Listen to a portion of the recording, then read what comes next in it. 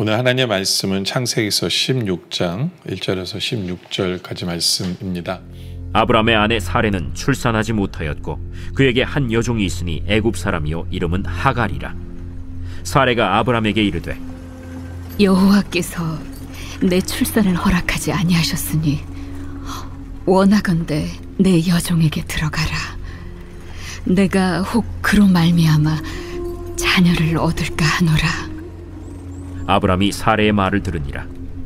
아브라함의 아내 사레가 그 여종 애굽 사람 하갈을 데려다가 그 남편 아브라함에게 첩으로 준 때는 아브라함이 가나안 땅에 거주한 지 10년 후였더라. 아브라함이 하갈과 동침하였더니 하갈이 임신하매 그가 자기의 임신함을 알고 그의 여주인을 멸시한지라. 사레가 아브라함에게 이르되 내가 받는 모욕은 당신이 받아야 옳도다. 내가 나의 여종을 당신의 품에 두었거늘 그가 자기의 임신함을 알고 나를 멸시하니 당신과 나 사이에 여호와께서 판단하시기를 원하노라. 당신의 여종은 당신의 수중에 있으니 당신의 눈에 좋을 대로 그에게 행하라. 하매 사레가 하갈을 학대하였더니 하갈이 사레 앞에서 도망하였더라. 여호와의 사자가 광야의 샘물 곁 곧 술길샘 곁에서 그를 만나 이르되 사레의 여종 하갈아, 내가 어디서 왔으며 어디로 가느냐? 나는 내 여주인 사리를 피하여 도망하나이다. 내 여주인에게로 돌아가서 그 수하에 복종하라. 내가 내 씨를 크게 번성하여 그 수가 많아 셀 수 없게 하리라. 내가 임신하였은즉 아들을 낳으리니 그 이름을 이스마엘이라 하라. 이는 여호와께서 내 고통을 들으셨음이니라. 그가 사람 중에 들나귀같이 되리니 그의 손이 모든 사람을 치겠고 모든 사람의 손이 그를 칠지며 그가 모든 형제와 대항해서 살리라. 하갈이 자기에게 이르신 여호와의 이름을 나를 살피시는 하나님이라 하였으니 이는 내가 어떻게 여기서 나를 살피시는 하나님을 배웠는고. 이러므로 그 샘을 브엘라헤로이라 불렀으며 그것은 가데스와 베렛 사이에 있더라. 하갈이 아브람의 아들을 낳음에 아브람이 하갈이 낳은 그 아들을 이름하여 이스마엘이라 하였더라. 하갈이 아브람에게 이스마엘을 낳았을 때 아브람이 86세였더라. 15장에서는 언약을 맺었거든요. 아브라함이 언약을 맺었어요, 하나님과. 그런데 갑자기 16장에 와서는 넘어지는 아브라함의 모습을 보게 돼요. 1절에 보니까 아브라함의 아내 사레는 출산하지 못하였고 그에게 한 여종이 있으니 애굽 사람이요 이름은 하갈이라. 하갈이라. 애굽 사람 종이 있었어요. 이름이 하갈입니다. 근데 2절에 사라가 아브라함에게 얘기해요. 아브라함이 사라에게 얘기한 게 아니에요. 사라가 아브라함에게 이르되 여호와께서 내 출산을 허락하지 아니하셨으니 원하건대 내 여종에게 들어가라. 내가 그로 말미암아 자녀를 얻을까 하노라 하며 아브라함의 사라의 말을 듣습니다. 마치 아담과 하와를 보는 것 같아요. 하와가 아브라함에게 죄를 짓도록, 그러니까 하와가 아담에게 죄를 짓도록 만들죠, 그죠? 그런 것처럼 세라가 아브라함에게 말도 안 되는 것을 이야기합니다. 물론 그 당시에 세상적인 개념으로는 말도 되진 않는 건 아니에요. 세상 사람들은 그렇게 살았어요. 그러나 열국의 어머니가 될 사라가 이러한 일을 했다는 건 참 안타까운 일이죠. 안타까운. 굉장히 인간적인 방법으로 결과를 이루려고 하는 거예요.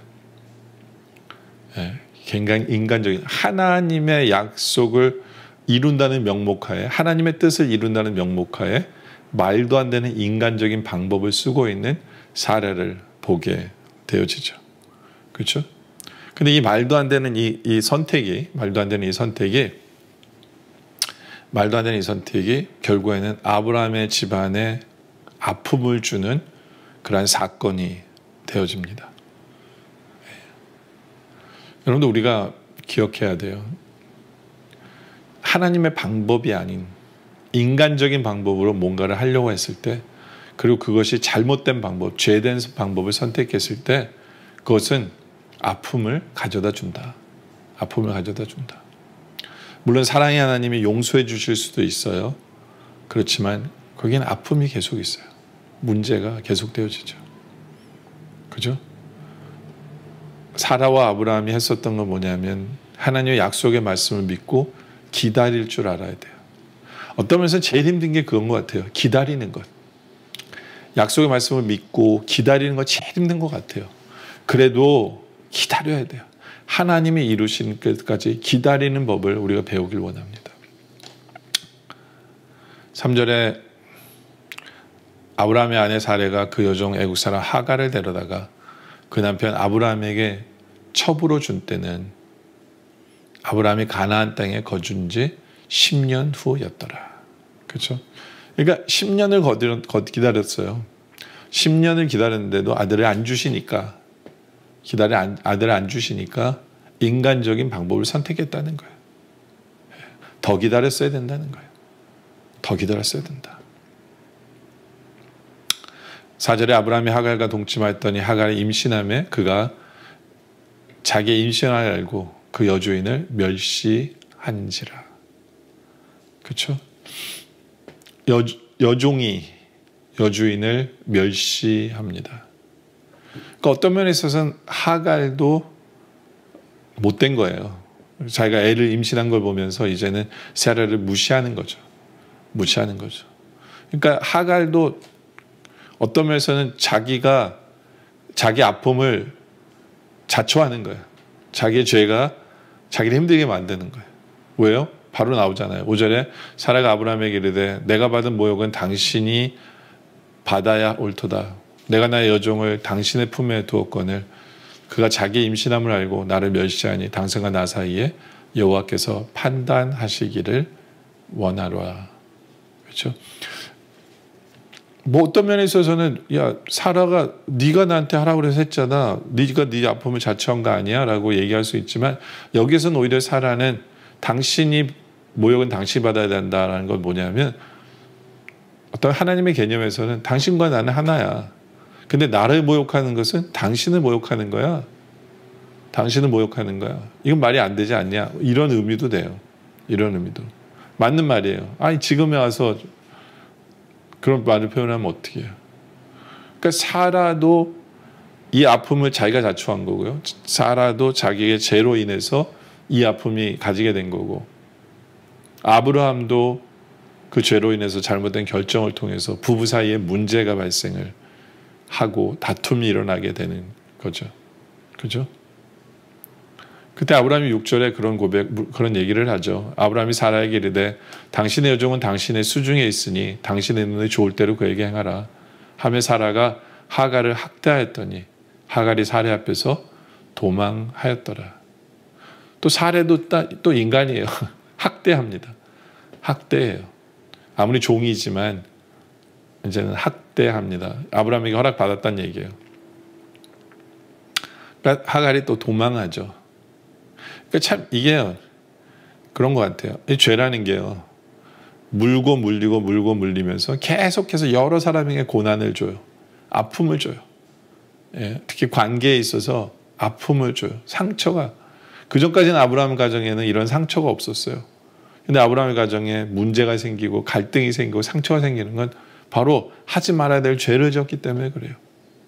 죄가 문제였어요. 예, 하갈이 도망해요. 그때 7절에 여호와의 사자가 광야의 샘물 곧 술길 샘 곁에서 그를 만나 이르되 사라의 여종 하갈아 내가 어디서 왔느냐 왔으면 어디로 가느냐 그러되 나는 내 여주인 사레를 피하여 도망한나이다. 뭐 바르게 얘기하죠. 그때 9절에 여호와의 사자가 그에게 이르되 내 여주인에게 돌아가서 그 수하에 복종하라. 어떤 면에서는 너무 잔인한 얘기인 건지도 몰라요. 그렇죠. 돌아가면 또 학대할 텐데 근데 그 학대도 어떤 면에서 자기가 자초한 거예요. 자기가 자초한 거예요. 그리고 여종으로서 당연히 주인에게 복종하는 거 맞아요. 복종하는 거 맞아요. 근데 이게 그렇게 들릴 수 있다니까요. 왜냐하면 내가 이제는 주인의 애를 임신한 사람인데 내가 어떻게 나에게 더 복종하라는 얘기에 뭐 이럴 수도 있어요. 근데 모든 죄에 대한 문제를 푸는 방법은 뭐냐면요, 말씀대로 돌아가는 거예요. 내가 뭐 어땠고 왜 이럴 수 있습니까가 아니라, 어떤 변명이나 어떤 따지는 게 아니라 다시 원점으로 돌아가서 기본으로 돌아가는 거예요. 종은 주인에게 복종하는 거예요. 종은 주인에게 복종하는 거예요. 그 기본을 하면 돼요. 그 기본을 하면 돼요. 그게 문제를 풀어가는 방법이에요. 문제를 풀어가는 방법. 그러면서 그랬을 때 약속이 있어요. 10절에 여호와의 사자가 또 그에게 이르되 내가 내 씨를 크게 번성하여 그 수가 많아 셀 수 없게 하리라. 그렇죠? 아브라함의 자손에게 주신 약속을 이 하갈에게도 하세요. 왜요? 아브라함의 씨니까. 하나님께서는 실수한 죄진 아브라함에게 정말 복의 근원이 되라고 했기 때문에 그의 자손인 씨에게도 축복하는 것을 보게 돼요. 그럼 11절에 여호와의 사자가 또 그에게 이르되 내가 임신하였은즉 아들을 낳으니 기름을 이스마엘에 하라. 이는 여호와께서 내 고통을 들으셨습니다. 그렇죠? 그 소망을 가지고 복종하라는 거예요. 내 고통을 들으시는 하나님이 계시다는 것을 믿고 너는 그 고통을 참으며 원래 복종해야 되는 것처럼 복종해. 그렇게 살면 돼. 그러면 네 자손을 정말 많게 하나님께 축복하실 거야 라고 하갈에게 말씀해 주시는 그 사랑의 하나님을 보게 돼요. 사랑의 하나님. 죄로 인해서 생긴 거거든요. 그러나 아브라함의 자손이기에, 그래도 아브라함의 자손 맞잖아요. 아브라함 씨잖아요. 예. 그리고 하갈을 불쌍히 여기셔서 이런 말씀해 주시는 사랑의 하나님 우리가 보게 되죠. 그러나 12절에 보면 그가 사람 중에 들나귀 같이 되리니 그의 손이 모든 사람을 치겠고 모든 사람이 손을 그를 칠치며 그 모든 형제와 대항해서 살리라. 그렇죠. 어떤 면에서 나중에 이제 이스마엘은 쫓겨나요. 왜냐하면 이삭을 괴롭혔기 때문에. 그래서 아버지 없이 자라는 아들이 돼요. 그러다 보니까 자기 힘으로 뭔가를 하려다 보니까 사람들과 부딪히는 사람이 될 수밖에 없겠죠. 그런 안타까운 사건이 벌어져요. 죄로 인해서. 그러나 그 이스마엘에 살아있을 때로 끝난 게 아니라 이스마엘 자손이 결국에는 이스라엘과 유대인들과 완전히 왼수가 돼서 지금까지도 그 문제로 살아가잖아요. 지금까지도 아랍과 이스라엘의 문제가 바로 이 문제거든요. 뭘로 인해서? 아브라함이 기다리지 못했기 때문에, 아브라함이 죄를 졌기 때문에, 말씀대로 기다리지 않았기 때문에 바로 거기에 문제가 발생하는 거예요. 여러분들, 우리는 정말 하나님의 뜻대로 살지 않는 죄가 얼마나 큰 문제를 일으킬 건지를 우리는 알기를 원합니다. 그래서 항상 하나님 말씀대로, 그리고 하나님 말씀 앞에 기다릴 줄 아는 우리들, 그래서 하나님의 뜻이 이루어지기를 원하는, 그래서 하나님의 뜻이 하나님 안에서 하나님 말씀대로 이루어지는 것을 바라보기를 소망하며 살아가는 그런 우리들이 되길 원합니다. 근데 문제가 흐트러졌을 때 다시 원점으로 돌아가서 우리가 해야 될 부분을 하나하나 차근히 힘들어도 그 일을 해나가는, 그렇게 문제를 풀어갈 수 있는 우리 모두가 되어지시기를 주님의 이름으로 축원합니다. 기도드리겠습니다. 아버지 하나님, 사랑의 하나님 아버지, 참 부족합니다. 그러나 깨어있게 하여 주시고 약속의 말씀을 제대로 붙들고 제대로 기다릴 줄 알고 하나님이 이루시는 것기 때까지 우리가 죄짓지 않게 하여 주시옵소서. 그 죄가 얼마나 큰 문제를 만들어내는지를 보게 하여 주시옵소서. 기다릴 줄 모르는 것이 얼마나 큰 문제를 만드는지를 보게 하여 주시옵소서. 기다릴 줄 알게 하여 주시옵소서. 그러나 넘어졌을 때 다시 원점으로 돌아가, 베이직으로 돌아가 철저하게 하나님 뜻에 맞춰서 순종해 나가며 하나씩 풀어갈 줄 아는 우리들 되게 하여 주시옵소서. 오늘 말씀에 감사드립니다. 계속된 기도 속에 주님 함께하여 주시옵소서. 예수님의 이름으로 기도드립니다. 아멘.